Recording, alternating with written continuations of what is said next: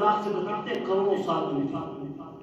میرے محبوب محمد مصطفیٰ صلی اللہ علیہ وسلم کی امت کے بننے کے لیے انبیاء کرام شروع سے آخر تک دعائیں کرتے رہے، یہاں تک کہ صرف ایک نبی کی دعا قبول ہوئی۔ وہ کون سے نبی ہے؟ سیدنا عیسیٰ روح اللہ کلمۃ اللہ، جس کو آج مسیح ابن مریم بھی کہتے ہیں، یسوع مسیح بھی کہتے ہیں، جو میری کرسمس ڈے کے نام سے پکارتے ہیں۔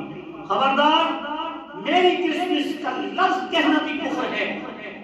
وہ بدبخت نعوذ باللہ من ذالک کرسچن جو عیسائی ہیں، اللہ ان کو ہدایت دے، وہ عیسیٰ کو اللہ کا جنم قرار دیتے ہیں اور مریم کو اللہ کی جوڑو بھی قرار دیتے ہیں، اور وہ تثلیث کے عقیدے کے قائل ہیں۔ اگرچہ اللہ کو ایک مانتے ہیں مگر کبھی مریم کے روپ میں مانتے ہیں، کبھی عیسیٰ کے روپ میں مانتے ہیں۔ اللہ کسی روپ میں آنے سے پاک ہے، اللہ کا نسب کوئی نہیں۔ اللہ کا نسب، ان کافروں نے حضور سے پوچھا کہ ہر بت کا نسب ہے، حبل کا ہے، لات کا ہے، مناف کا ہے، عزا کا ہے، بڑے بڑے بتوں کے بڑے بڑے نسب ہیں، تم بتاؤ تمہارے رب کا کیا نسب ہے؟ اللہ نے کہا اے محبوب، میں تمہیں وہ نسب بتاتا ہوں کہ جس کو جو اس نسب کو بھی پڑھے گا وہ بھی میرا محبوب ہو جائے گا، اور جو اس کو کثرت سے پڑھے گا وہ میرے نزدیک دین دنیا میں ممتاز ہو جائے گا، اور جو اس کو 50 مرتبہ اس نسب کو پڑھے گا اس دن اس جیسی عبادت کرنے والا اس کے برابر نہیں لکھا جائے گا۔ وہ کوئی تھوڑی بات نہیں ہے۔ وہ کیا نسب ہے؟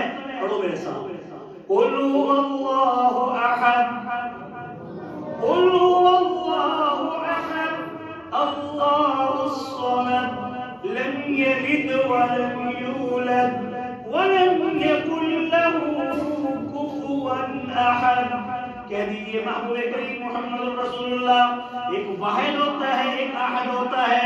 واحد سے پہلے صفر ہوتی ہے، واحد کے بعد ثانی ہوتا ہے، دو ہوتا ہے، سوم ہوتا ہے، تین ہوتا ہے، چار ہوتا ہے، انفائنائٹ لامحدود ہوتا ہے۔